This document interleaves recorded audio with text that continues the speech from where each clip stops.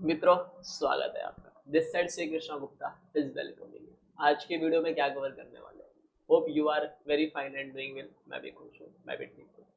तो आज के वीडियो में कवर करेंगे हाउ टू स्टडी एएफएम। इसके पहले वाले वीडियो में मैंने हाउ टू स्टडी एफआर पढ़ाया था, ठीक है। समझाया था कि कैसे हमें एफआर को पढ़ना है, कौन सी चीजें हैं, क्या ध्यान रखना है। आज हम देखेंगे हाउ टू स्टडी एएफएम। तो जो आपका एएफएम होता है, AFM is nothing but advance financial management. ये सब्जेक्ट आपका ठीक एफआर के बाद होता है और इसके लिए एग्जाम में आपको सिर्फ 1.5 डेज मिलते हैं, ठीक है। तो आइए देखते हैं। सबसे पहली बात कही गई है that it is one of the understanding and trickiest subjects. तो ये एक तरह का ना, ये सब्जेक्ट में ना आपकी अंडरस्टैंडिंग बहुत लगेगी, ठीक है। ऑप्शंस क्या होते हैं, डेरिवेटिव्स क्या होते हैं, आईआरआरएम में रेट कैसे निकलता है, फॉरवर्ड का रेट, फ्यूचर का रेट, फॉरेक्स वाले क्वेश्चंस हो गए, म्यूचुअल फंड हो गए। ये सारे मैं टॉपिक्स बता रहा हूँ। ये सारे टॉपिक्स इसके अंदर कवर होते हैं। Security valuation, portfolio management, risk, return, everything. तो यहाँ पे ना आपका अंडरस्टैंडिंग बहुत लगता है। अगर आपको अंडरस्टैंडिंग नहीं है ना सब्जेक्ट की या फिर उस कंसेप्ट की, तो आपका क्वेश्चन बनेगा ही नहीं। क्योंकि एग्जामिनर क्या करते हैं ना, समटाइम्स वो लोग ट्रिकीनेस डाल देते हैं, कुछ ट्रिक कर देंगे और आपको अगर अंडरस्टैंडिंग ही नहीं है तो आप उसे सॉल्व ही नहीं कर पाओगे। तो सबसे पहला, this subject require your understanding and this subject is little bit tricky. Tricky भी इसके अंदर थोड़ी बहुत चीजें आती है। तो कैसे पढ़ा जाए देखो। सबसे पहले आप लेक्चर्स ले लो और कंप्लीट करो लेक्चर्स। जो भी रिस्पेक्टिव फैकल्टीज है उनके आप डेमो लेक्चर्स देख लो यूट्यूब पे एंड उसके उनके आप लेक्चर्स ले लो और अपने लेक्चर्स को कंप्लीट करो, ठीक है। वो होने के बाद with lecture watching also revise the subject. जब आप लेक्चर देख रहे हो तो आपको लेक्चर्स को देखते टाइम रिवाइज भी करना है। कैसे रिवाइज करना है sir? Some give some example. For example आप म्यूचुअल फंड पढ़ना चालू करें, ठीक है। सामने वाले प्रोफेसर के म्यूचुअल फंड के 10 लेक्चर्स होंगे, मैं अज्यूम ऐसा करता हूँ। तो आपने एक लेक्चर देखा, उसमें आपने कुछ कंसेप्ट सीखा होगा। फिर जब आप दूसरा लेक्चर देखने जाओगे ना, तो पहले लेक्चर का कंसेप्ट रिवाइज करना, फिर दूसरे पे जंप करना। फिर आप जा रहे हो तीसरा लेक्चर देखने, तो पहला और दूसरा लेक्चर का कंसेप्ट रिवाइज करना, फिर थर्ड पे जंप करना। फिर आप चौथा देखने जा रहे हो तो फर्स्ट सेकंड थर्ड का कंसेप्ट रिवाइज करना, फिर फोर्थ पे जाना। देखो कंसेप्ट रिवाइज करने में ज्यादा टाइम नहीं लगता कि आधा हाफ ऑफ द लेक्चर तो क्वेश्चन सॉल्विंग ले लेता है और half of the lecture concept ले लेता है। तो कंसेप्ट रिवाइज करोगे और ऐसे करते करते पता चलेगा जब आपका चैप्टर वो खत्म होगा ना, तो आपको आधे से ज्यादा चीजें यानी 80% ऑफ द चीजें आपको रिटेन होगी और उसका बेनिफिट आपको रिवीजन करने टाइम मिलेगा। और समटाइम ऐसा भी होता है कि प्रोफेसर बोलता है याद आ रहा है मैंने वो पढ़ाया था फर्स्ट लेक्चर में, सेकंड लेक्चर में इसका रेफरेंस दिया था, तो आपको फटाक से क्लिक हो जाएगा वो चीज, ठीक है। तो आप वो फटाक से कैच कर पाओगे। वो होने के बाद make every note at the same time. Tricky notes, important note you can make separate book. तो देखो जब प्रोफेसर आपको पढ़ा रहे होंगे ना, तो कुछ इंपॉर्टेंट नोट्स होते हैं, कुछ ट्रिकी नोट्स होते हैं। इफ ऐसा हुआ तो ये करना है, इफ ऐसा हुआ तो वो करना है, ऐसे चीजें होती है ना। कोई कोई क्वेश्चन में ट्रिकीनेस होता है, तो आपको पूरा क्वेश्चन देखने की जरूरत नहीं, वो सिर्फ एक लाइन ही उसमें अलग होती है। तो जस्ट वो लाइन का नोट बना लो। अब नोट बनाने के तीन तरीके हैं, या तो आप क्वेश्चन के इधर पे बना लो, या तो आप सॉल्यूशन पे बना लो सेकंड, या तो थर्ड थिंग आप एक सेपरेट बुक बनाओ और उसके अंदर क्वेश्चन का रेफरेंसिंग दे दो और वहां पे नोट्स बनाओ। ये जो सेपरेट बुक बनाना है, इसमें फायदा क्या हो जाता है कि आपको ना बार बार पेजेस बड़े बड़े पलटने की जरूरत नहीं पड़ती। आपका 10 से 15 जो पेजेस का क्वेश्चन है वो 5 to 6 पेजेस में थोड़ा समराइज हो जाता है और नेक्स्ट टाइम आपको क्वेश्चन देखने की जरूरत इतनी नहीं पड़ती। आपने जस्ट ट्रिकी नोट्स पढ़े और आपका पूरा काम हो जाएगा।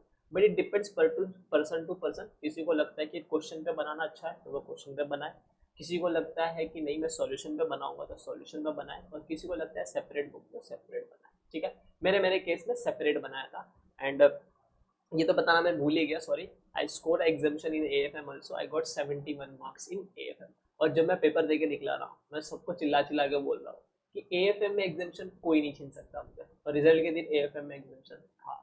तो वो कॉन्फिडेंस आना चाहिए। वो कैसे आएगा? ऐसी पहले हाउ टू स्टडी वाला देख लो, ये छोटी छोटी चीजें हैं। Then solve each question with your hand and don't do auditing. देखो हर एक क्वेश्चन जो भी आपको प्रोफेसर करा रहे हैं, आपको अपने बुक में वो सॉल्व करना है अपनी हैंड राइटिंग से। कोई भी क्वेश्चन की ऑडिटिंग नहीं करनी। अगर आपने आज यहाँ ऑडिट करी, अगर आज आपने यहाँ पे ऑडिट किया, तो आपको फ्यूचर में आके प्रॉब्लम होगा। तो एक बार पढ़ो, शिद्दत से पढ़ो, अच्छे से पढ़ो, बहुत हार्ड पढ़ो, ठीक है। तो हर एक क्वेश्चन आपको सॉल्व करना है। उसके बाद at the time of lecture watching give importance to each chapter.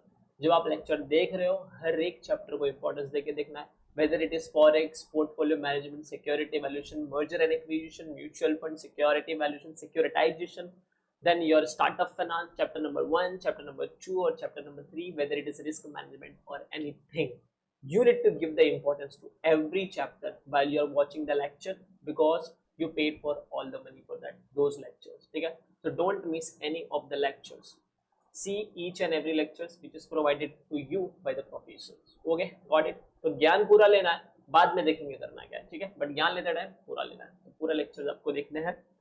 उसके बाद learn one theory question of AFM chapter which is important with one lecture plus one theory.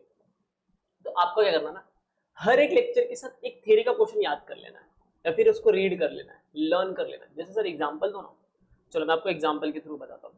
Suppose करो कि आप लोगों ने म्यूचुअल फंड देखा, ठीक है? आप लोगों ने म्यूचुअल फंड का लेक्चर नंबर 1 देखा, ठीक है? वैसे तो एएफएम आने वाले टाइम पे मैं ऑनलाइन डालने वाला हूँ, एएफएम के ऑनलाइन रिवीजन लेक्चर्स डालने वाला हूँ, and I being the faculty of financial management and AFM धीरे धीरे आपकी वीडियोस मिलेंगे। थोड़ा थोड़ा काम चल रहा है उसके ऊपर, जैसे ही आएंगे आपको भी दिखना चालू हो जाएगा। बट अभी स्ट्रेटेजी वीडियोस है तो इसके अंदर जैसा चल रहा है वैसा चल रहा है, ठीक है? सो आप फॉर एग्जाम्पल आपने एफएम का एक लेक्चर देखा, अब एफएम का लेक्चर जैसे देख के खत्म होता है तो आप क्या करो, थ्योरी टॉपिक लो, थ्योरी चैप्टर लो, और उस थ्योरी चैप्टर का जैसे एग्जांपल आपने सिक्योरिटाइजेशन करके चैप्टर है आपका, आपने सिक्योरिटाइजेशन चैप्टर लिया और उसमें आपने एक क्वेश्चन पिकअप किया, example features of securitisation, features of securitisation, और इस फीचर्स ऑफ सिक्योरिटाइजेशन के पॉइंटर्स आपने याद कर लिए, ठीक है? और एक एक लाइन के उसके अंदर के चीजें याद कर ली, जैसे bundling, tranching, it is a instrument for financial instrument, ये एक तरह का फाइनेंशियल इंस्ट्रूमेंट होता है, फिर financial assets, this are the certain features of it, और मिनिमम आपको मिनिमम आपको 5 पॉइंटर्स याद करने हैं, ठीक है? तो इससे क्या होगा ना, आपने एक लेक्चर देखा, एक थ्योरी याद किया, एक लेक्चर एक थ्योरी, ऐसे करते करते जब सिलेबस खत्म हो जाएगा ना आपका लेक्चर स्टडी टाइम में, आपका थ्योरी के टॉपिक भी कवर हो जाएंगे। और थ्योरी कभी एग्जाम में छोड़ना नहीं है, क्योंकि थ्योरी की वजह से अक्सर ऐसा होता है जो लोग थ्योरी इग्नोर करके जाते हैं, फिर एग्जामिनर उनको इग्नोर करता है, पेपर उनको इग्नोर करता है और उनको एग्जामिशन नहीं आ पाता है, जस्ट बिकॉज थ्योरी की वजह से आपका एग्जामिशन कहीं ना कहीं रह जाता है। क्योंकि सम टाइम क्या होता है ना, कोई कोई क्वेश्चन बहुत हार्ड हो जाता है और वो सॉल्व नहीं हो पाते, क्योंकि दिमाग उस प्रेशर में होता है, वो चीज़ों में होता है, तो दिमाग कभी कभी इतना काम कर नहीं पाता वहाँ पे। बट थ्योरी में क्या है, पॉइंटर्स है, याद किया लिखा, काम खत्म, इतना ही करना होता है ना उसके अंदर, तो इसके लिए थ्योरी को इग्नोर नहीं करना है। जैसे चैप्टर नंबर 7 सिक्योरिटाइजेशन हो गया, स्टार्टअप फाइनेंस हो गया, चैप्टर नंबर 1 हो गया आपका corporate finance and all this thing, chapter number 2 risk management, और ये सारी चीजें। तो ये चैप्टर्स के ऊपर आपकी पकड़ होनी चाहिए, minimum these are the 4 chapters जिसके ऊपर आपकी पकड़ होनी ही चाहिए, और इसमें से थ्योरी के क्वेश्चन आते ही है। आप थ्योरी इग्नोर नहीं कर सकते, अगर आपने थ्योरी इग्नोर किया तो ऐसा सपोज कर लेना कि आपको एग्जामिशन लेने में कहीं ना कहीं दिक्कत होगी, और एएफएम जैसा सब्जेक्ट है ना, एग्जामिशन चाहिए ही चाहिए, और एग्जामिशन आ जाता है, ठीक है? वो होने के बाद राइट डाउन करो decimal points when you are solving question. अगर आप कोई क्वेश्चन सॉल्व कर रहे हो तो उसमें देख लो कि पीवी फैक्टर कितने डेसिमल तक लिया। तो ईच क्वेश्चन सॉल्व होने के बाद उसके हेड में ना, टॉप में ना एक लाइन छोड़ देना, ठीक है? और उसमें लिख देना कि इसमें 3 डेसिमल लेके सॉल्व किया है, पीवी फैक्टर 3 डेसिमल लिया, आंसर इतना डेसिमल लिया, ये इतना डेसिमल लिया। क्यों मैं बोल रहा हूँ, ताकि ऐसा आपको पता चल जाए, क्योंकि क्या होता है ना एग्जामिनर में, जब आप एग्जाम लिख के आते हो तो इन दिनों ऐसा चल रहा है कि डेसिमल्स के ऊपर भी मार्क्स कट हो रहा है, and I don't want your concept is very much clear, but just because of your writing your answer due to some decimals point, आपका आंसर राइट है, कंसेप्ट राइट है, आंसर भी राइट आ रहा है उस डेसिमल्स की वजह से, बट एग्जामिनर मार्क्स नहीं दे रहा। वो ऐसा हो जाता है कि एग्जामिनर को सजेस्टेड जो आंसर आता है ना चक्कर को, वो उसके हिसाब से देख के ही मार्क्स देते हो। अगर इंस्ट्रक्शन में लिखा होगा तो मिलेगा, अदरवाइज नहीं मिलेगा। बट आई सजेस्ट यू आप डेसिमल्स के ऊपर थोड़ा फोकस कर लेना, ईच चैप्टर में देख लेना कहाँ पे पीवी फैक्टर कितना लेते हैं, फ्यूचर फॉरवर्ड में कितना लिया जाता है, म्यूचुअल फंड कितने डेसिमल तक लेना है, यूनिट्स कितने डेसिमल तक लेना है, ये सारी चीजें चैप्टर सॉल्व करते करते ही नोट डाउन कर लिया करो, ठीक है? प्रोफेसर बहुत अच्छे होंगे तो आपको सामने से बता देंगे, अदरवाइज आप ये चीजों को नोट डाउन करो, इससे आपके मार्क्स नहीं घट जाएंगे। उसके बाद आपको एक बात बताना और भूल गया, और बात बताता हूँ। एग्जाम में जब क्वेश्चन आता है ना तो उसके अंदर नोट लिखा होता है कि आपको कितने डेसिमल तक यूज करना है, पीवी फैक्टर भी वो लोग दे के रखते हैं। तो एग्जाम में जब आप क्वेश्चन पढ़ो ना तो उसको ध्यान देके पढ़ना, ठीक है? बट अभी आप हाउ टू स्टडी के पेज में हो, तो हाउ टू स्टडी में आपको यही चीजें याद रखनी है, और जैसे ही आपका 1 लाख खत्म होता है पूरा लेक्चर का, आपको टेस्ट दे देना है। जो रिस्पेक्टिव फैकल्टीज होंगे वो टेस्ट तो कंडक्ट करते होंगे, चैप्टर वाइज दे रहे हो तो बहुत बढ़िया है। अगर आपका ऐसा है कि आप एक चैप्टर पढ़ रहे हो उसका चैप्टर वाइज टेस्ट पास में, मतलब जिस प्रोफेसर ने आपको लेक्चर प्रोवाइड किया वो दे रहे हैं तो आप दे दो, बहुत बढ़िया चीज़। तो this is the series of how to study. अब मैं आने वाले टाइम पे ऑडिट के लिए लाऊंगा, आईडीटी के लिए लाऊंगा, डीटी के लिए लाऊंगा, फिर सीए फाइनल होते ही सीए इंटर पे भी जाएंगे। तो अपने जितने भी फ्रेंड्स हैं उनमें शेयर करो, सर्कुलेट करो। इसमें से अगर थोड़ी भी इन्फॉर्मेशन आपके काम के लायक है, वीडियो को लाइक कर देना ताकि मुझे समझ में आए कि yes it is useful to you, because मैंने ये जर्नी जिया है तो I know what are the things should be taken care of. So that's it. C Krishna Gupta is signing off और मिलते हैं अपने अगले वीडियो में। तब तक के लिए सायनारा, फिर मिलेंगे।